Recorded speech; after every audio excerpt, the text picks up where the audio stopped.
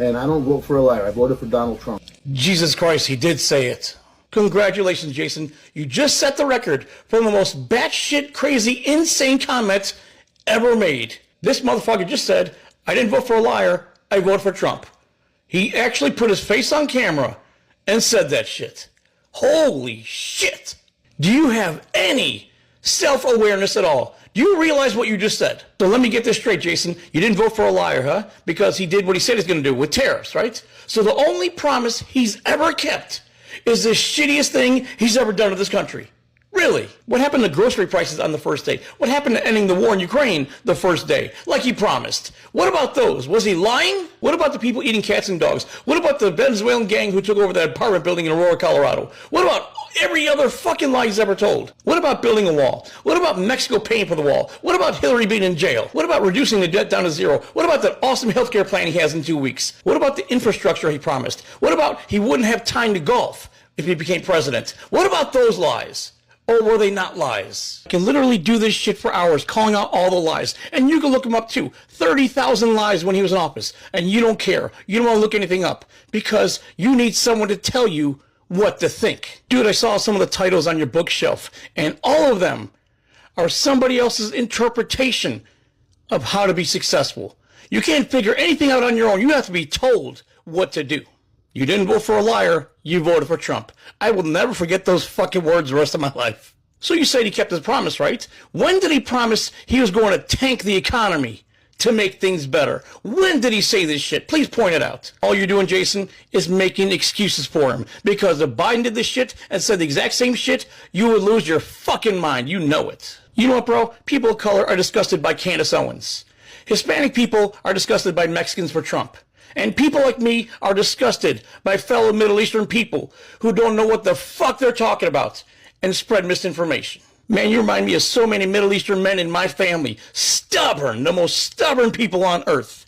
You never want to learn. You never want to admit you're wrong. You know everything because you're the king, right? Here's a little advice, Jason. Stop buying self-help books where the only people who get rich are the authors. Why don't you go read some novels? Angels and Demons, The Da Vinci Code, whatever. Go buy some novels and strengthen the mind. Learn to be open-minded and think for yourself rather than reading things where people are telling you what to think. Nobody's ever going to take you seriously when you say, I didn't vote for a liar, I voted for Trump.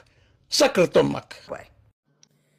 So when you hire a clown to be president, the presidency becomes a circus, right? So Syphilitic Sid and his administration has, turned the presidency into a shit show. I think we can all agree on that, regardless of your political affiliation, right? It is being reported that the DHS, Homeland Security, run by dog-killing Kristi Noem, wants to create a reality show competition where immigrants will compete for citizenship. Now, they haven't necessarily said what the competition will look like, but the only thing that comes to mind is like Hunger Games, Gladiator, Divergent, all of that. Some kind of dystopian competition, Squid Games, shit, I don't know. But this is America right now. This is America. We don't have governance. We have foolishness. We don't have serious people running the government. We just have wannabe reality TV stars. Half a damn Fox is running some of the most prestigious offices in government. This is, I don't know. And again, Maga, I don't know. I don't know what y'all thought you were getting.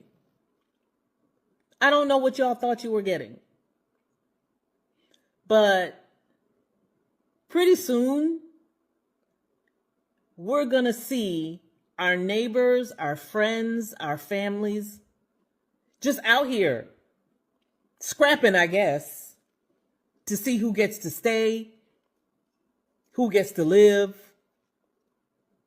That's it. I got nothing else. Y'all have a good day. Lorraine Warren told you all not to move the Annabelle doll. She said, don't move her. Leave her where she is. But it's 2025. We like to fuck around and find out. So what do? We take Annabelle on a world tour. Okay, we're just moving her all over the place. They send her to New Orleans. The day they take the doll there, the day Annabelle arrived in New Orleans, an historical plantation burns to the ground. Burns to the ground. They literally had the fire out at one point and it reignited itself. If that's not the ancestors speaking their truth. Anyway, then 10 or 11 convicts escape a prison, okay? There are 10 convicts, some convicted of unaliving people on the loose in New Orleans. Actually, I think they've caught 2 of them now, so 8. And they're saying that they escaped because they were helped by someone within the prison staff. So Annabelle gets there. Plantation burns down, and the prison staff is helping unalivers out of the prison. Leave the doll alone. Leave her alone. Why do we have to fuck around and find out the hard?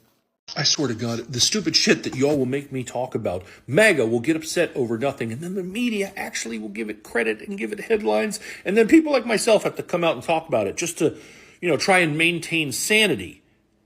James Comey, former director of the FBI, posted a picture on the internet. It was seashells arranged to say 8647. He's like, oh, I found these seashells. Isn't that clever? MAGA saw this and lost their mind. Why would this be so upsetting? Why would they flip out over this? Well, according to Donald Trump Jr., it's because, just James Comey casually calling for my dad to be murdered. What? What are you talking about? This is who the Dem media worships? Demented. And of course, he's not the only one. Right-wing shills like Jack Posobiec were quick to jump on that bandwagon. The former director of the FBI is calling for left-wing assassins to target our president and kill him. Have no idea why he hasn't been arrested yet. Really? This upsets you all that much? This is a call for the assassination of the president? Funny, because none of y'all had shit to say back when these stickers and shirts and hats were being made during Biden's presidency. This didn't bother you in the least. Oh, and the real irony here is someone like Jack posting this tweet today in 2025, when back in 2022, you literally tweeted this, 8646. So by your own logic, you're admitting that back then you were calling for the assassination of Joe Biden. Clearly that's what you were doing, or else you wouldn't be so upset today. And you know why I didn't get upset back when he tweeted this or back when all those stickers came out? 1, because it's just numbers. It doesn't fucking matter. But 2, and more importantly, I understand what 86 means. If you get 86 at a bar, it means that you're cut off and you're kicked out. They don't kill you. It's not a call for murder. But you all are so quick to clutch your pearls at anything and try to do anything to grab headlines away from the shit job that your orange moron is doing, that you will feign outrage over literally fucking nothing. And you all are exhausted. It's so beyond embarrassing to be an American. We're the joke of the world. Everybody on every continent in every country can see what's happening, except for a small percentage of uneducated, fake Pharisees that pretend to love Jesus, that have weaponized religion and chosen stupidity. Racism is expensive, America. This is utterly embarrassing. And the sad part is that part of this population, when they see ridiculous stuff like this, they get out their lucky sock and they relish in it because they want to own the libs. His other post today was calling Bruce Springsteen a dried up prune. Now think about this. Seriously. Think about the ignorance and just the incompetence and the lack of maturity. This dude is in charge of our military. He has the nuclear codes. He has his own airplane to go anywhere in the world and help people. And this is the shit that he focuses on.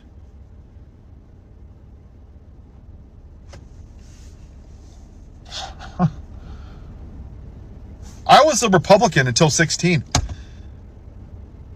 And I had respect for both Obama and McCain or Obama and Romney. I didn't agree with either side on all their policies. But they were both decent, respectable, mature people who would have respected the office of the presidency. And instead, this country, because you just couldn't stomach a black woman, you voted for the most immature, morally bankrupt, convicted felon, liable for SA, who caused an insurrection because he entertained you, because you wanted a clown, because he was a white man. Well, technically he's orange. I mean, he's essentially a drag queen. He puts on orange makeup and he wears diapers and he pretends to be the president. That's what he is. Donald the drag queen. This is just beyond embarrassing that this country still doesn't want to admit it. And I have people that are in my life that I care about that are just ignorant to this. And they don't want to say anything because somebody may not like their post. Then you're complicit in this. All of you that aren't speaking out. You don't want to go on a strike to stop it? Then that's on you. Can't afford to do it? Great. What's going to happen when we don't go on a strike? Do you think your job's going to get safe by doing nothing and fascism comes? When the economy tanks and eggs are $15 each? What do you think's going to happen if we don't do something? Just ask yourself that. I'm not saying that this is going to be easy. We're going to get bumps and bruises and broken bones and need some stitches. I get it. Yeah. You know what? Maybe that's a privileged thing to say. I accept that. But somebody has to say what needs to be said. Do you think it was easy for Rosa Parks? Do you think it was easy for John Lewis? You think it was easy for Harriet Tubman or Martin Luther King or Colin Kaepernick? There's consequences for doing the right thing, and change isn't easy and change isn't uncomfortable. But Americans just want to sit back and be entertained with a bucket of popcorn and say, oh, I just can't afford to do it. I get it. But don't blame the Democrats or Republicans when fascism comes. You have to take some personal accountability for doing nothing. I blame the 3 cops that stood by while Derek Chauvin had his knee on the neck of George Floyd just as much as Derek Chauvin. Because they had the ability to do something, but they were too afraid to. Or they didn't want to. Either way, they were complicit just as much as him. And anybody that's still going to stay silent while democracy is dying, while fascism is taking over, while this dictator is just tearing down every branch of our institutions, you're complicit too. You are. Because you're afraid somebody may not like you. This isn't about left or right, red or blue. This is about decency. It's about morality. It's about having a moral compass. It's about being a good goddamn person.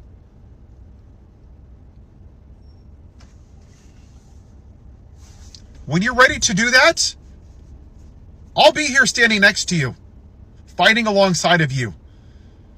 But I'm not going to give you a pacifier and tell you that it's going to be okay and burp you and change your diaper. I'm not. I'm going to tell you what needs to be said. Sign the damn petition for a general strike. 2025strike.com. I don't want excuses as to why we can't change this country. Doing a protest on a Saturday, it's great.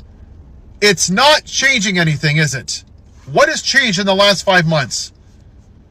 You wake up, you do a protest, you do a sign, you post a bunch of pictures, and then you plan it for 4 weeks later. And then what? Nothing changes. You have to make the system as uncomfortable as we are. It has to be uncomfortable, people. I'm passionate because I know what's going to come if we don't do anything. Look what happened with Benito Mussolini, Joseph Stalin, 1930s Germany. That can and will happen here. If you're afraid to say something because somebody at work might say something, that time is gone, people.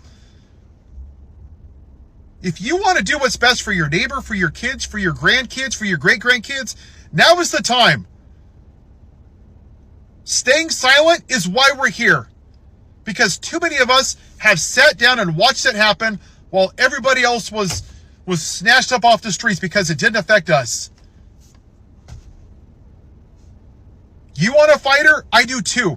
The Democrats aren't going to do it for us. And the Republicans sure the hell aren't. So it has to be people like us. The Caternines, the V's, the Neos from the Matrix. It has to be somebody from the people. So here I am. 2025strike.com. You want someone to fight with you and for you? I'm here.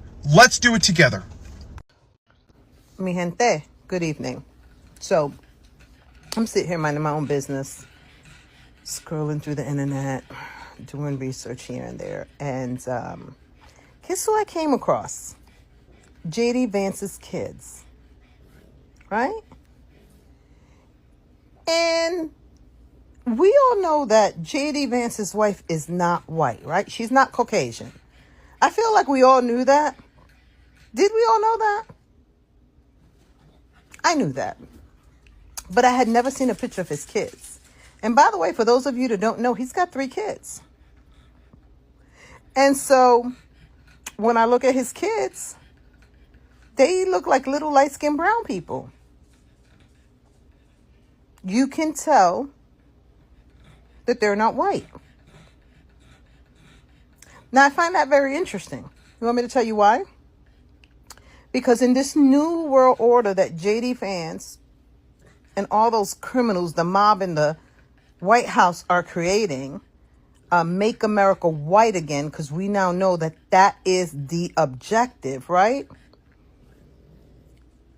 Has he really thought this through? That the world that he's creating may not accept his kids? He's not always going to be vice president. And I'll be damned if he become president. But with that being said, is he aware that his kids in the world he's created will not be accepted? Because once they're done with us, true racists will continue to turn until they get to white women. Because that, you know, that's the plan, right? It's to eliminate all brown people, all black people, and then women, and then white women.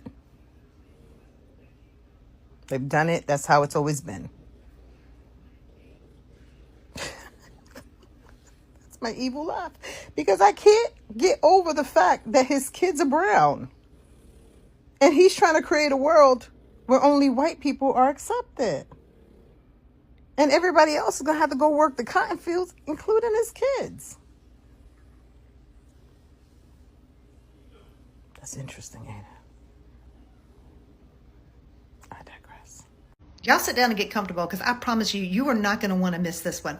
Promise you. Okay, there was this big advertising mill type law firm that wanted to fire one of their clients. They wanted to go off of representing them. And to do that, you have to file a motion to be relieved with the court. And they did that. And that is when they fucked around. Because when this man filed his response to their motion, that is when they found out. And now you're about to too. So this man had a mediation scheduled to try and resolve his case. Now, the first problem is that they gave him the wrong address to the mediator's office. That's the first problem. But he still managed to get there at 10:02. Now, the lawyer at 10:35 was not there. When the mediator came out and saw he wasn't there, he went back into his office and came back 10 minutes later and says, your lawyer's going to appear by Zoom. That doesn't really happen. You're all supposed to be in the same place or all by Zoom. Either way, okay, you can't make it in time. We got you. Then they showed the Zoom camera and he comes into the Zoom drinking a beer. He's drinking a beer at 10:30 in the morning on Zoom in a mediation. You might be thinking, oh my God, but hold on, that ain't all, okay? So at some point during the mediation, he gets up to go and talk to somebody off camera. And when he stood up, ain't got no pants on. No pants on. We're not done. He comes back into the mediation and he sits down behind his desk, props his feet up on the desk, one over here and one over here with his no pants on. No pants, flashing everybody and their mama, anybody who's looking, anybody who walks in. Everybody. I would love to see video from this. Yeah. Now, after this, my boy decides to get a little more comfortable. His name's Chase Coble, by the way. He decides to get a little more comfortable. So he leans back in his chair, puts his feet down, and next thing you know, the man is out cold. He is passed out. Now, if you're going to drink at 10 o'clock in the morning, you best be sure you can handle your alcohol. Or was he continuing the party from last night instead of starting the new party? I don't know. All I know, he's passed out during the middle of a mediation with beer on his desk in his underwear. Nice. So when he wakes up from his beer coma, my dude just turns off the Zoom, just disappears from the mediation. So they called him, and in his slurred speech that I can't even pretend to mimic, he says, I'm going to go do the Zoom in my car. And the client says, you're going to do a Zoom from your car? And he goes, yeah, you're right. That's probably not a good idea. I don't know if he thought he had to drive there and realized that he shouldn't be driving, but yeah, that's probably not a good idea. So after he said that, the client looks at the mediator and says, hey, he's been drinking. I don't want to do this anymore. But he forgot to hit the mute button on his phone, so Mr. Coble heard him say that. Now, you would think he would deny. No, but he's so drunk. He goes, yeah, you're right, bro. I've had a couple beers this morning. So after he leaves, this guy calls the managing partner of the law firm, or at least tries to. It took him 2 days to get in touch with him. But it's important to know that this lawyer that they sent to handle this mediation had never seen his file before. Not until that morning when he was already fucked up as a billy goat. He'd never even looked at it. Sometimes how these mill firms work, okay? Either way, my guy tells this guy when he finally does get in touch with him, look, the guy was hammered, and I don't want to file a grievance complaint on anybody because I don't want to ruin the kid's life, but I don't know what to do at this point. There was a $100,000 offer on the table at the mediation. I think I'm personally entitled to $50,000. $50,000 to settle the accident claim and also to deal with the trauma of dealing with that guy's bullshit, okay? I'm entitled.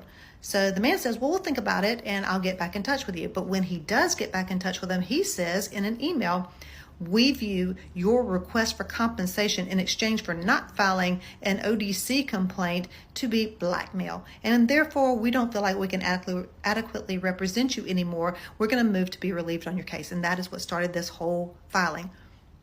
They're going to move to dump his ass like he's the one who did something wrong. And they admitted that they knew this guy had a drinking problem. So in his response to this motion to be relieved, the guy lays everything out in an open court filing for all of us to see and says, I absolutely object to you being relieved from my case. And that is very smart because a lot of people at this point would say, why would you move to be relieved instead of keeping that shit under your hat? Cover it up, bury it, pay the man the money, and let him go on about his business. But the issue is that if he stays, they're going to have to pay him that $50,000. And this is where the greed comes in, because if they get off the case, there's a $100,000 offer on there, and they're entitled to $30,000, $33,000 out of that minimum if they settle the case. They can put a lien on it. If somebody else takes the case, they're still entitled to the money that they got put on the table for him. So they can shaft his ass and tell him, no, go fuck yourself. We're entitled to $40,000, $33,000, whatever they charge. We're entitled to that money, and you can do whatever you want with the rest of them. See them, but somebody else will handle your case, which nobody else will handle his case because the amount of return after having to do all the work that they've already done, it's just not there. So I hope that you're not relieved in this case, Anastapula law firm. Okay.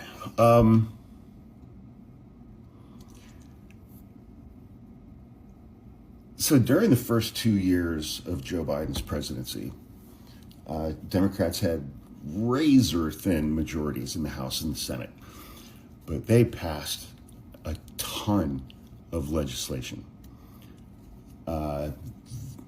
and during the first 2 years, a lot of the legislation that was passed was incredibly consequential, and will be for decades. During the first 110 whatever days of Donald Trump's second term, Republicans control the House, they control the Senate, very thin margins again. They've passed like 5 bills, and 3 of them have been like, renaming post offices or something.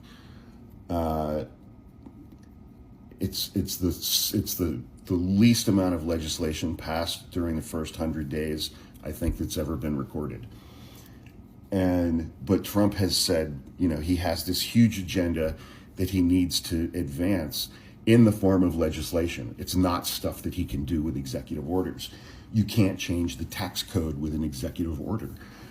You can't fund areas of the government with an executive order because Congress has the power of the purse. So there are things that even he understands that he can't get done unless it's in the form of legislation. And he has demonstrated over the last 110 days that he, apart from this one thing, he has absolutely no use for Congress. He doesn't care about Congress. He's not going to work with Congress. He just expects them to do what he tells them to do. And so he wanted his entire agenda that requires legislation to be wrapped up into one single bill. And he's been, for a year, he's been calling it his big, beautiful bill. It's just like, how is this real life, man? How the fuck is this real life?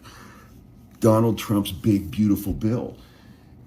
And, we started to see like the outline of just how much Republicans actually do hate poor people in the United States, even if they're Republican voters.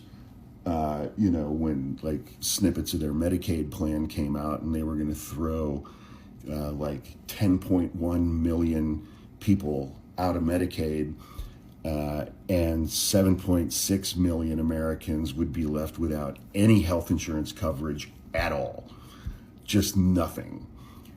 And there was a faction of Republicans saying that doesn't go far enough.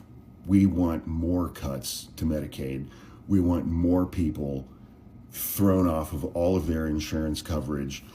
The bill wasn't cruel enough to poor people. And so there was a section of Republicans who were like, nope, not good enough. I'm not voting for this. But, despite Donald Trump and all of his threats and all of this stuff. And so, it's like the way legislation works in the House and the Senate is a bill gets introduced, and then whatever congressional committee has jurisdiction over the things that are covered in that legislation, the bill goes to that committee. And the Democrats and the Republicans on that committee try to hammer out, terms or whatever, because before a bill can get to the floor of the House of Representatives, it has to get voted out of committee, meaning that a majority of people on that committee has to say yes to this bill. We should put it up for a full vote on the floor. Republicans control the House and the Senate right now. And yesterday, Friday, Donald Trump's big, beautiful bill was voted down in the House Budget Committee that is controlled by Republicans, because a bunch of Republicans joined with Democrats to block Donald Trump's big, beautiful bill because it didn't go far enough in hurting poor people. It didn't go far enough. And, folks on the left and people in the media on the left are having a field day with this. Big, beautiful failure, big, beautiful bust, crowing about it and stuff. But it's just like, when you think about the actual stakes of what's going on here, essentially the elimination of SNAP benefits for everybody, food stamps. They don't give a shit about hungry kids. They're eliminating school lunch programs and school breakfast programs all over the place. And, I mean, there is a segment of Republicans in the House and the Senate that don't just want to make cuts to Medicaid and Medicare. They want to do away with those programs entirely. And, you know, Elon Musk has already primed the MAGA base for months and months and months by saying that Medicaid is a scam, Social Security is a Ponzi scheme, and all of these programs are just experiencing a tsunami of fraud, and so they need to just be wiped off the planet, and nobody gets Social Security, Medicaid, or Medicare anymore. And it's like, you think about that Republicans in the House are trying to do this at a time when we're dealing with this tariff bullshit, the economic downturn that we're already in right now, that's going to get worse over the summer. And it's like Trump wants to make all of these cuts to social programs so that he can give bigger tax cuts than he already did to the 1% who don't need the fucking money. And it's going to destroy the bottom 70% of the people in this country.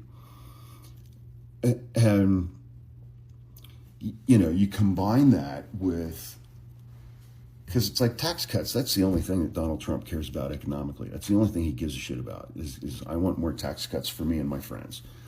He uses the culture war stuff to keep the base on his side. You know, Mike Lee introducing his little bill to greatly expand the definition of the word obscenity to ban the production, distribution, and consumption of pornography in the United States, to ban most video games.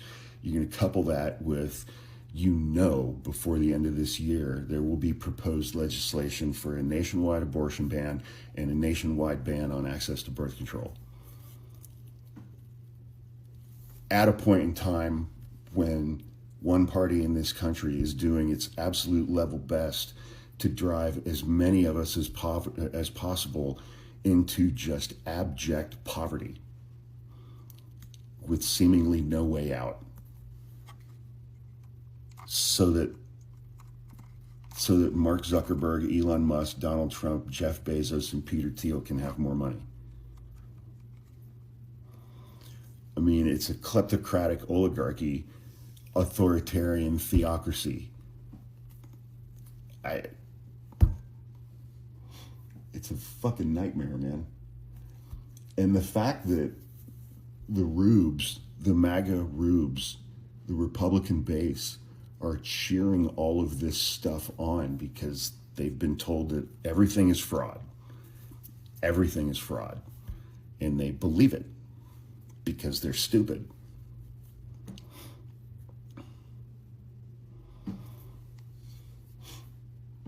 What a time to be alive, man.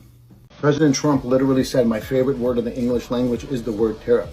So people that are surprised that he's actually following through on his campaign promise are people that usually vote for liars. And I don't vote for a liar. I voted for Donald Trump. And if you're still happy that you did, hit me a follow and keep these blibs out of my comments. Jeez, oh, peace. All right, guys. Thank you for watching. Let me know in the comments below if you made it this far. Just give me a thumbs up emoji and give a thumbs up to the video, please. I really appreciate it. And let me know, what do you think about the president of the United States? This guy at the end, he said that he voted for Trump. He didn't vote for a liar, but most of the campaign promise that Trump said, he haven't made any of them. So pretty much he was lying all the way through. So majority of the people in the United States, they voted for Trump because all the promises that he made throughout his campaign, that he was going to lower grocery prices, that he was going to end the war in Ukraine, and a lot more stuff that he said that just lie. And now he's trying to pass this bill.